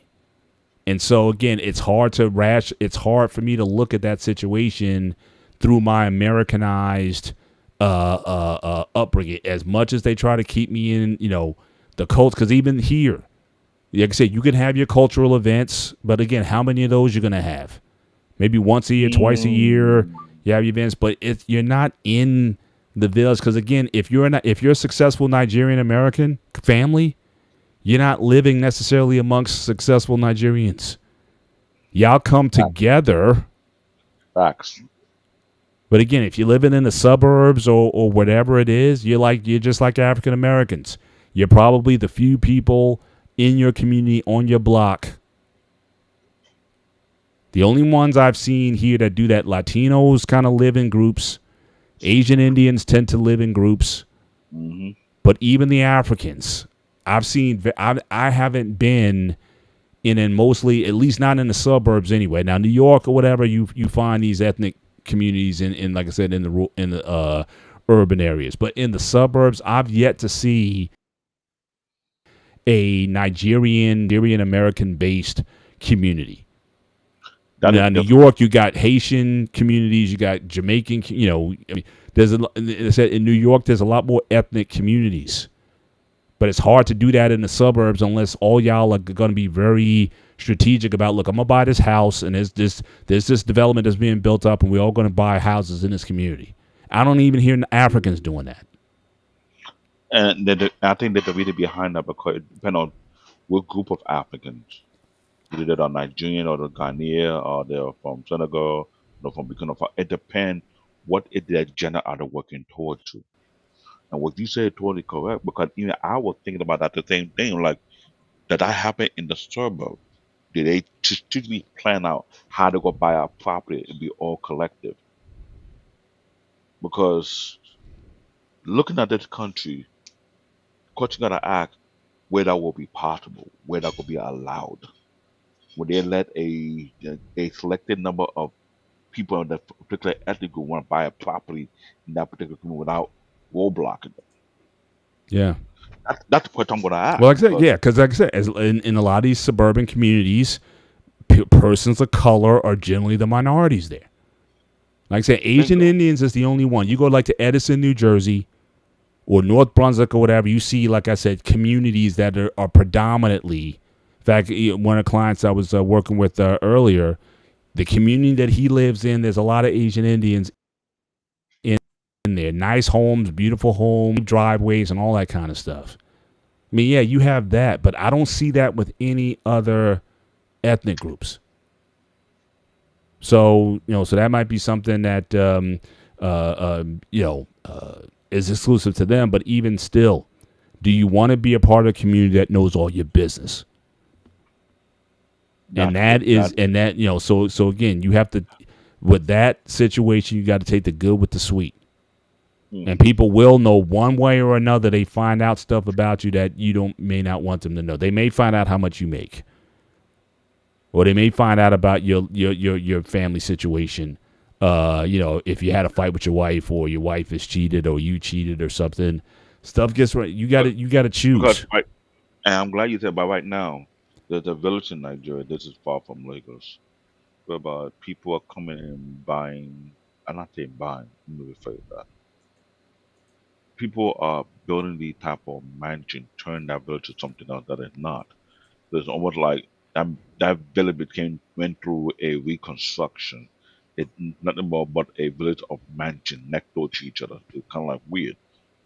They may be the land belong to their family, but instead of keeping it where it's supposed to be, they turn into a little mansion like setup.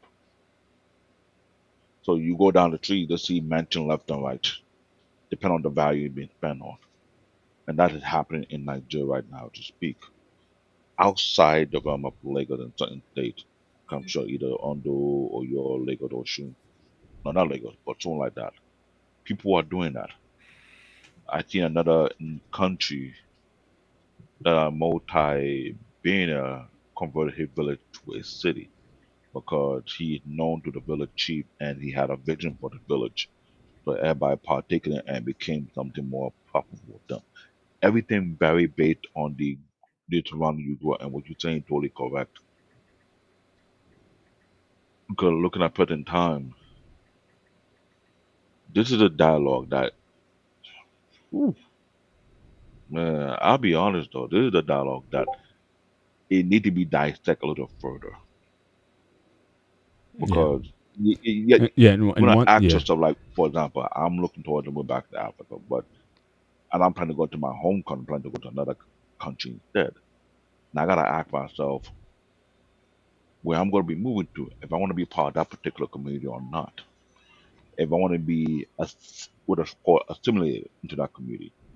If I want to build something that I'll pass down for the next couple of generations.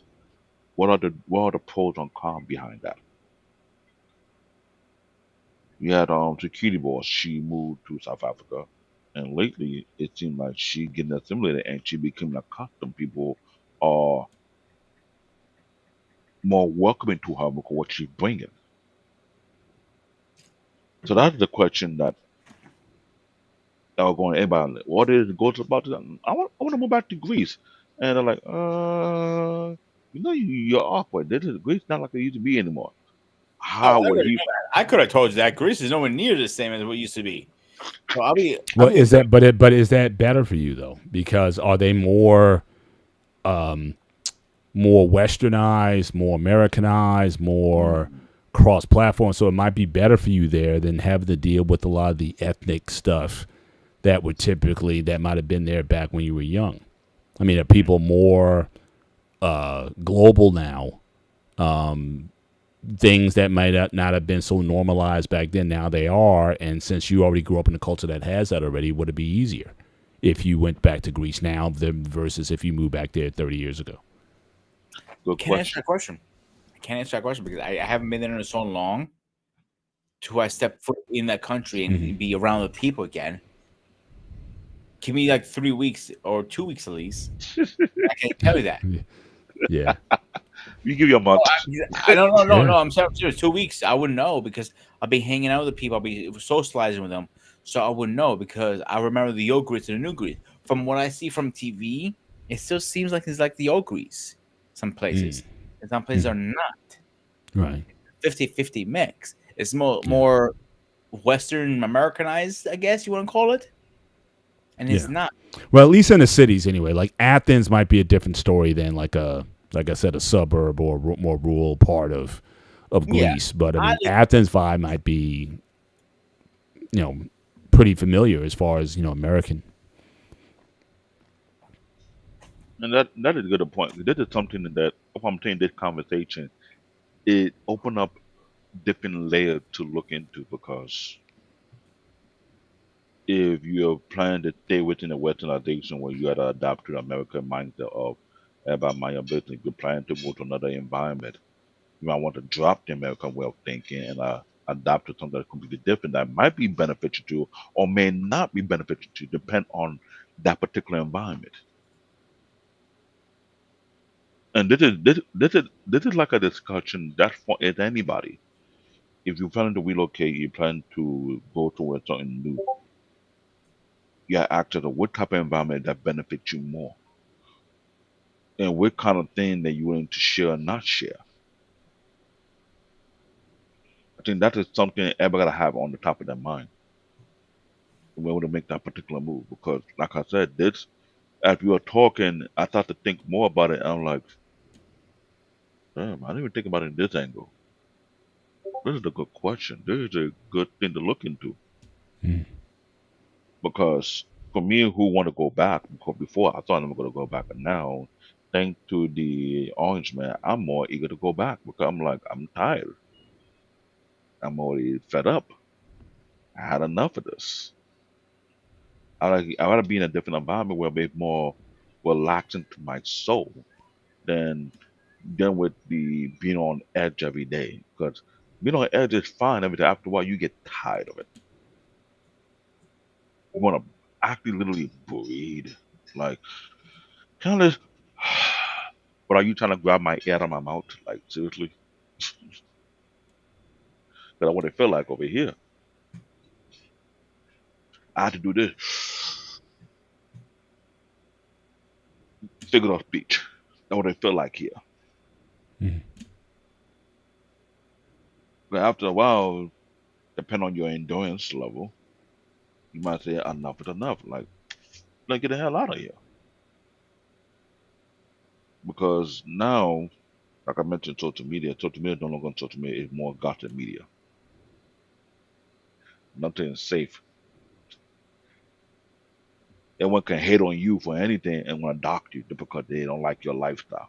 They feel like your lifestyle belong to them. Like, nigga, please. No, excuse me, Eh, sorry. Forgive me. I got triggered. I apologize for that. Don't But get triggered. no, and I've seen that a lot. I'm trying to make sense of that. People are now going to the point whereby they're invading your privacy. They feel like you don't deserve that type of life as if you didn't work hard for it. And I'm scratching my head like, who are you? Because in All today's right. time, we're in an area whereby we need to figure out where we are safe or not safe to be or not share. Because if I don't share, will I be penalized for that? Mhm. If I'm at a job, I don't feel like talking. I don't feel like sharing anything about myself. Would cost me my job because some And that people. is a big issue too. But we're running out of time, so let's Mm. get our final thoughts in because we all have to get up tomorrow. Yeah. Dave, you Okay. want to go first? Final thought. Whew, I say this is a conversation that need to be a table counter conversation because I believe this is something I've been mentioning from the household for years. About people having the discussion about what they fear, what they're experiencing in today's time, or maybe the dynamic have changed or not, and how do they feel comfortable about their environment, like in work environment you just mentioned right now in the last few minutes. If you want to keep your silence, keep your silence not being threatened between what work environment you in. You're not allowed to keep silent. You have to partake. If you don't partake, they feel like you might get rid of you. So it's almost like there's too many things that are happening these days. I think this is something it need to be practiced so there could be a level of training among the young generation so they can be aware of what to expect. And this is a really, really interesting, thought-provoking conversation. I'll be on this. So far, it's a very good one from Peter. I'll give you that. It's a very good one. I'll give you that. That is my final thought. Thanks, David. I appreciate that. Yeah, I would say this. The more I'm thinking about this topic tonight, because I led in saying, depending on your willingness to take criticism for what you share, you should be able to share anything you want. And I think I pretty much still believe that. The only thing I would tweak would be just be careful what you say. What you say might be more important than what you share. The questions that you ask someone today, again, you got to be mindful of. Like, I dropped a link in the chat if Pete wants to share it. But again, there's certain things that they can't ask you in an interview. You can't ask someone's age. You can't ask what country someone's from. There's just certain things, especially in a corporate setting, that are discouraged from you asking. At least certainly in the interview stage, and even in the work stage, unless conversations naturally happen. So just be mindful of what you say, or if there's information that's shared with you, be careful who you share that information with. But if you're good with who you are, your lifestyle, marriage, whatever, outside of income, the personal income, yeah, I think you should, be able to talk about anything that you want. But again, you try to use some wisdom in terms of when, where, and with whom do you share that information. But always be mindful of what you say, because, again, it's not so much what you say, it's all about how people interpret what's been said. And with a lot of people now being very sensitive in corporate spaces or other type of spaces, be careful as a man, be careful what you say to a woman. Because these days, especially if you've taken any kind of training, a lot of corporate trainings are mandatory now when it comes to things you can say and not say. Don't be so in a rush to say, "Oh, that's a nice dress you have on," or "Those some nice shoes you have on," or stuff like that. Those are gray areas for sure. But why go there? Because, again, you just don't know if you're making someone else uncomfortable, even though that wasn't your intention to be. So I think what you say matters more than what you share. But in either case, use wisdom when you do open your mouth, and try not to put yourself in situations where you can be harmed by what you've said or shared. I think that's equally important, though. That's it. So this can go either way. I actually am going to do like like I said, I mentioned earlier today, a social media show. I don't have a title for it yet. It'll be posted soon, but I think that's another thing we need to go over, because a lot of people live on social media. But a lot of things, Paul mentioned about people bringing up to interviews and stuff like that. I didn't know that until tonight, to be honest with you, Paul. I didn't know they couldn't ask your age in an interview or in any work environment, because it's common to bring it up. We talk about it all the time in my line of work. So, age discrimination. Like say you're married. You're married. They can't ask you in the interview stage if you're married or not. What they can ask you is, are you willing to travel? If you need to travel for work, are you able to do it? That you can ask. Yeah, but they cannot ask you what your marital status is. You know what I mean? So there's just certain things you need to be mindful of, so that you don't say, you don't say the wrong thing, and then all of a sudden you're getting a call from HR because someone feels violated because you went to an area that you shouldn't have. So those are, I think I would put more emphasis on that, and knowing, again, not to share, not to say too much about someone's attire or look, or hey, you've gained weight as of late. No, don't say any of that to male or female. Just stay away from that stuff altogether, unless that you're very, very, very tight with that person, before you do that. So you got to use some wisdom either way. But even back in the day, sometimes I would say things that I was like, you know what? Or sometimes I might have been trying to say a joke, and sometimes the joke wasn't received in the right way or something of that nature. And, so I learned, especially dealing with the opposite sex.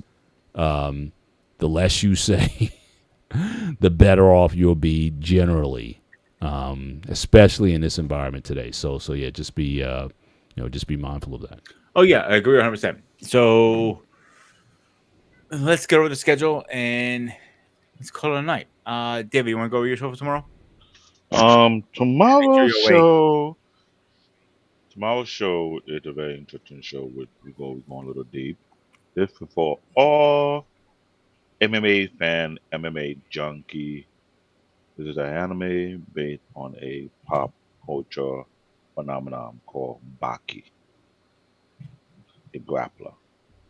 It became a heavy fixture in Netflix to the point whereby you're wondering to see how far they go take it because they had an old version that been on multiple websites.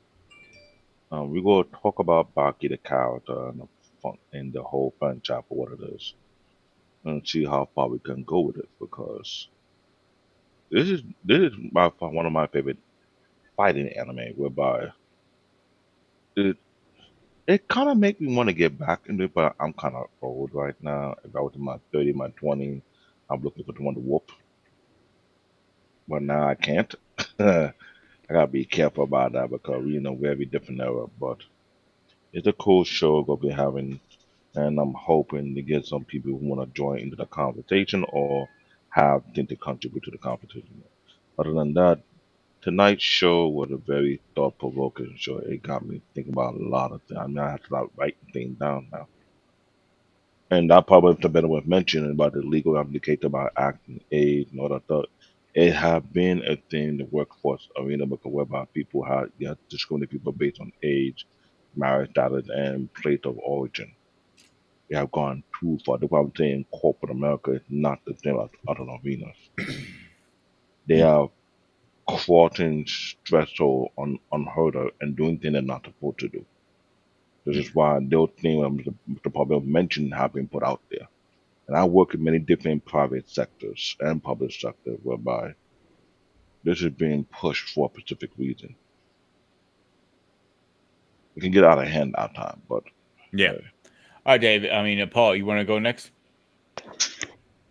Yeah, so it's certainly this Thursday on Next Gen Training. Actually, this will be a good segue into that because we're going to be talking about manners, about manners in the workplace, how you can should conduct yourself. So again, some of these same things that we might have talked about tonight, we may certainly expand even more on than the points that we're talking about. So yeah, so I think good information, and again, we may even, if I have time, share more of what I shared tonight.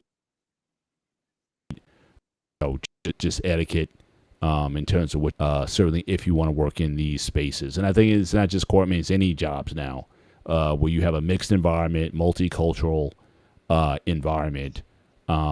You certainly need to know how to act accordingly.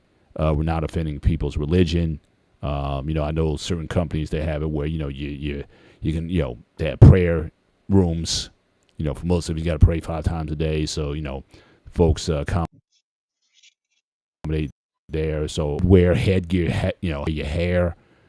I mean, there's a lot of different things that are certainly changing, and you need to be mindful of that before you speak, or comment on someone because they've done something or wearing something.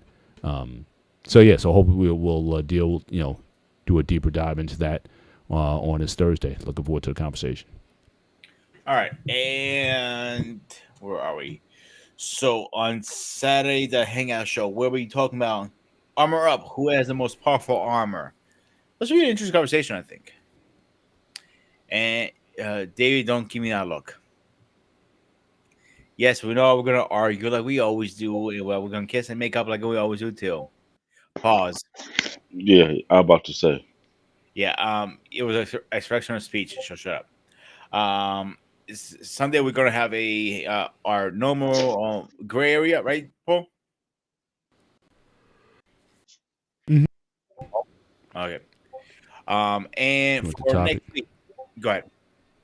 Yeah, you have it. I Yeah, haven't looked at it. topic. Yeah, topics is going to be. Is it selfish to have kids if you're not financially stable? Yep, I went there. Okay. I actually forgot about that one. Completely. Shit. Mm-hmm. So Ooh. Ooh. kaboom. And next Tuesday, we are talking about fitness and style, modern gym dress code. Yeah, I'm gonna try to get Reckless back on that one. Let's just Okay, hold on. Time out. Went from are you selfish for having kids if you can afford it to dress code into the gym? Are you getting one two? I will step on your nerve punch going on here. David, David, it's a reason why I am the master of this because I like mind fucking you guys sometimes. Pause. Not like that. Yeah, but right out of gutter. This is a rated R show, I not know, I know, rated. I know, You can I tell you know. all But night. the Tuesday night show is that is a nationwide issue already for what it is. And with our big butt over here, he don't have to worry about he had his own personal gym. But he don't have to be in these type of gym and see the shenanigan that goes on these days that you start to wonder like what the hell am I in?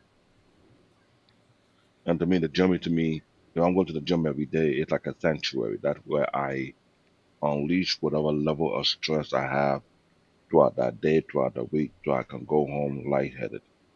I ain't going to the gym just to cause drama. I'm going there to focus on converting my negativity into positivity.